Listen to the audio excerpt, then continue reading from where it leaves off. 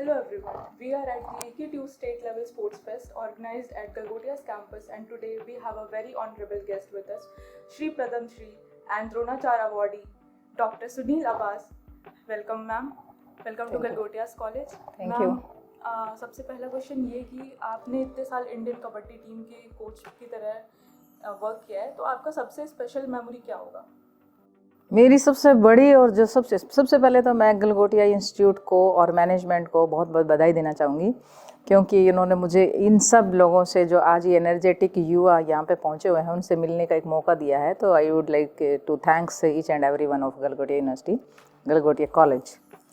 And second, जो मेरी जो सबसे अच्छी एक इमेज जो मेरे दिमाग में रहती है वो है हमारी चाइना में हमारा एशियन गेम्स एक जो 2010 में हुआ था, और उसमें हमारा एक मैच था ईरान के साथ, और उस मैच में हमें 8-11 से पिछड़ रहे थे.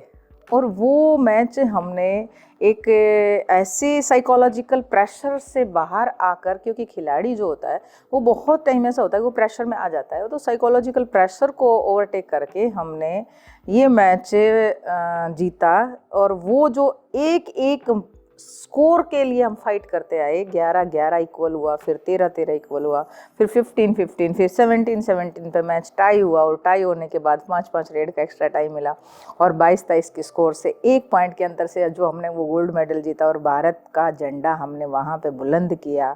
और मैं एक सपना लेके गई थी कि मेरे फादर जो हैं वो इंडो चाइना वार लड़े थे, तो मुझे जाते जाते इन्होंने कहा था कि बेटा मेरी जीत उस दिन मैं निश्चित समझूंगा कि चाइना में जाके इंडिया का फ्लैग है वो फहरा के आओ. तो ये एक रोमांटिक पल होता है जब किसी भी कंट्री को गोल्ड मेडल मिलता है, तो वहाँ इंडियन जो मतलब जो भी उसी कंट्री का जो है फ्लैग है वो होस्ट किया जाता है और वहाँ की नेशनल एंथम बजाई जाती है. तो हमारा देश का चाइना में जब नेशनल एंथम बजा और हमारा इंडियन ट्राई कलर वहाँ पर फहराया गया, तो वो मेरे लिए सबसे मेमोरेबल और सबसे रोमांटिक पल था.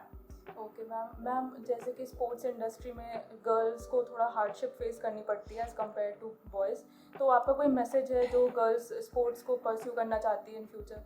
बिल्कुल, मैं आपके इस पॉइंट से एग्री करती हूँ, क्योंकि कुछ दिन पहले ही मैंने अभी वर्ल्ड चैम्पियन हुआ हमारी बेटियों ने जो है वर्ल्ड में अपनी धाक जमाई है, तो उस पर मैंने अपने एक सोशल मीडिया पे भी लिखा था कि क्यों बेटियां हर बार हमें अपने आप को साबित करती रहती हैं. हम तो कहते हैं कि बेटियां बेटों से कहाँ कम है, मेडल टैली में तो उसको इक्वल वेट दिया जाता है मेडल को, तो क्यों बेटियों को, जैसे मैंने भी पिछले दिनों थोड़ा क्रिटिसाइज भी किया था कि हमारी जो बेटों के साथ बेटियों को साथ लेके चलने की एक रास्ता हमें मिलना चाहिए. अभी प्रो कबड्डी लीग हो रही है, IPL लीग हो रही है, बॉयज़ की लीग हुए 10-10, 15-15 साल हो गए, 10th 12th 13th सीजन आ गया, लेकिन लड़कियों को वहाँ पे लीग में साथ में नहीं लेके जाता. ऐसा नहीं है कि लड़कियाँ हमारी मरी जा रही हैं, लेकिन ये है कि लड़कियों को भी, बॉयज़ को अगर कहीं पे हम रिकॉग्निशन दे रहे हैं तो वहाँ पे गर्ल्स को भी देना चाहिए.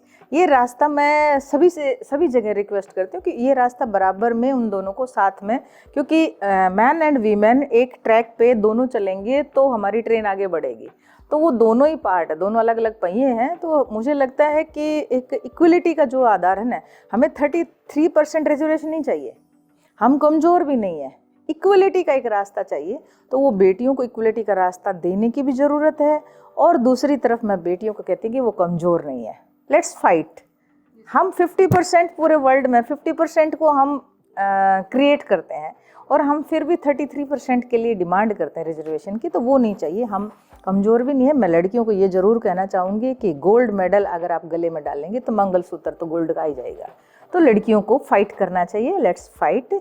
और कोई भी बेटी कमज़ोर नहीं है, जिस दिन ठान लेगी उसी दिन वो मेडल और अचीवमेंट है वो उसके कदम चूमेगी. डेफिनेटली मैम, श्री पद्म श्री और द्रोणाचार्य अवार्ड आपने जीता, ये आपकी लाइफ में क्या महत्व रखता है? देखो, ये सपना नहीं था मेरा, और जब एक गांव से, वो कहते हैं ना, मिट्टी से मेडल तक पहुँचे, एक गांव से निकलकर, और जब देश की झोली में back to back 8 international gold जब डाले गए तो रिकॉग्निशन मिला, रास्ता दिया, अवार्ड भी मिले. तो ये सारी चीज़ें जो है उस हार्डवर्क का एक रिजल्ट था. हार्डवर्क वो 1-2 साल का नहीं था, 1-2 दिन का नहीं था, वो सालों साल का था. 20 साल तक हम लगातार लगे रहे हैं. तो एक रिकॉग्निशन है, और ये मायने इसलिए रखता है कि बहुत लोग मेहनत करते हैं. ऐसा नहीं है कि हमारे साथ में और भी बहुत लोगों ने मेहनत की है, रिजल्ट्स भी दिए हैं और कई बार ये अचीवमेंट्स हैं, रिकग्निशन नहीं भी मिल पाया है। तो ये एक बहुत बड़ा रिकग्निशन होता है कि हम देश के टॉप सिविलियंस जो अवार्ड होते हैं उनमें आपका नाम आता है। तो ये मेरे लिए भी और फैमिली और हमारे उसके लिए प्राइड का विषय है। और परिवार के साथ साथ मेरा जब ये अवार्ड मिला तो मेरे आसपास के गांव के लोगों ने एक बहुत बड़ा जो है नागरिक अभिनंदन समारोह किया। तो उस समारोह से उस एरिया में मुझे एक लोगों ने रोल मॉडल के रूप में लिया, और वो रोल मॉडल के रूप में लेने से ही उस एरिया की लड़कियों में इतना स्पार्किंग हुआ कि वहाँ से हर दूसरे तीसरे गांव से जो है एक अच्छे लेवल का खिलाड़ी निकलना शुरू हुआ। और आसपास के जो पेरेंट्स थे कभी लड़कियों को शायद बाहर नहीं भेजते थे। मैं जब मेरे टाइम पे गांव में प्रैक्टिस करते थे और गांव से जब हम शहर में गए, गांव में तो प्रैक्टिस हमें ट्रैक सूट पहनने भी नहीं देते थे। शहर में हम प्रैक्टिस करते थे, मिट्टी का ग्राउंड होता था, लथपथ होके उसी ग्राउंड पे मिट्टी में और पसीने में लथपथ होके पानी भी वानी होता था, और ऊपर से ट्रैक सूट पहन के वापस गाँव जाते थे लोगों को, ताकि ये ना पता लग जाए, सूट पहन के वापस जाते थे कि कहीं अगर किसी को ये पता चल गया कि लड़कियाँ स्पोर्ट्स करती तो शायद आगे नहीं बढ़ने देंगे। तो ये कहीं ना कहीं हम छुप छुप के जाते थे, छुप छुप के स्पोर्ट्स किया। और जब अचीवमेंट आई तो गांव में वही सब लोगों का माइंड सेट चेंज हुआ।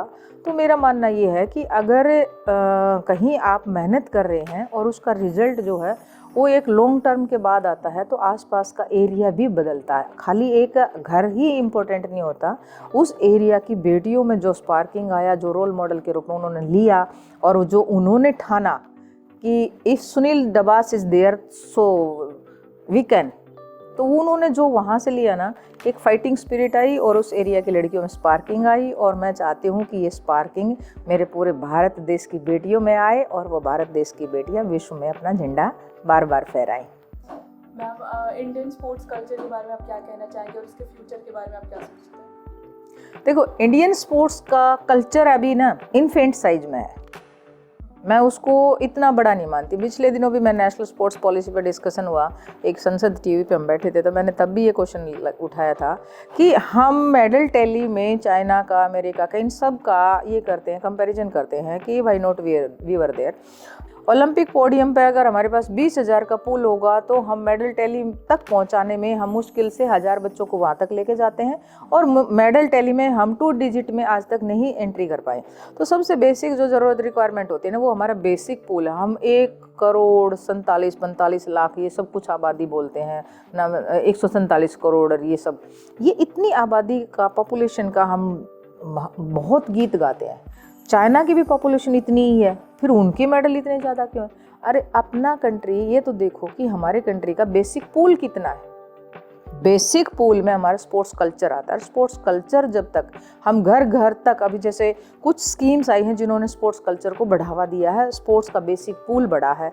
खेलो इंडिया स्कीम है, उसने बहुत अच्छा एक ड्रीम प्रोजेक्ट है, मैं इसको मानती हूँ, और इससे ओलंपिक पोडियम की स्ट्रेंथ बढ़ी है। ऐसे ही हमारी फिट इंडिया मूवमेंट से भी स्कीम बढ़ी है। ऐसे ही हमारे, जैसे मैं हरियाणा का एग्जाम्पल देती हूँ कि हरियाणा में स्पोर्ट्स बहुत ज़्यादा क्यों है, 83% मेडल्स के ऊपर हरियाणा का कब्जा है। क्यों है? क्योंकि वहाँ पे बेसिक पूल, पूरे इंडिया का जो कल्चर है ना, वो अकेला हरियाणा के पास वो कल्चर है। तो वो इस टाइप का कल्चर पूरे देश में ज़रूरत है। ऐसा नहीं है कि हमारे देश में टैलेंट की कमी है, नहीं, हमारे देश में टैलेंट भरा पड़ा है।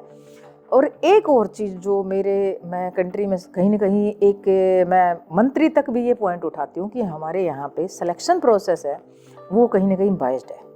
अगर हम अपने कंट्री का सिलेक्शन प्रोसेस है उसको सुधार लें, और हम मेरिट पे जो खिलाड़ी अच्छा है उसी को मेरिट पे आगे लेके आए।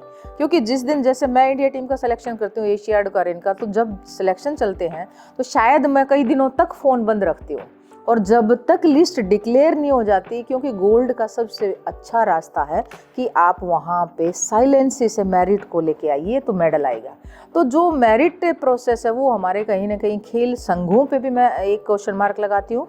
और गवर्नमेंट का और उनका जो एक कनेक्शन है, गवर्नमेंट अगर टाइट हो जाएगी ना, तो खेल संघ की कोई हिम्मत नहीं कि वो गलत सिलेक्शन कर दें। लेकिन गवर्नमेंट का ये स्टिक एंड कैरेट पॉलिसी होनी चाहिए कि एक तरफ से सरकार जो है चेक एंड बैलेंस रखे।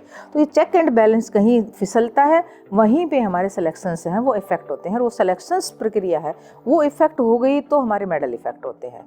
तो मेडल्स का जो है एक बूम आएगा अगर हमारी ये सिलेक्शन प्रोसेस में चेक एंड बैलेंस प्रॉपर आएगा, और यही चेक एंड बैलेंस है हमारे देश के युवाओं को स्पार्किंग देगा। और उन युवाओं को जब वो उनको पता है कि मैं मेरिट बेस पे आगे आ सकता हूँ, तो definitely they will do hard work और रिजल्ट्स आएंगे। तो hard work and there is no substitute for hard work, always hard work will pays of.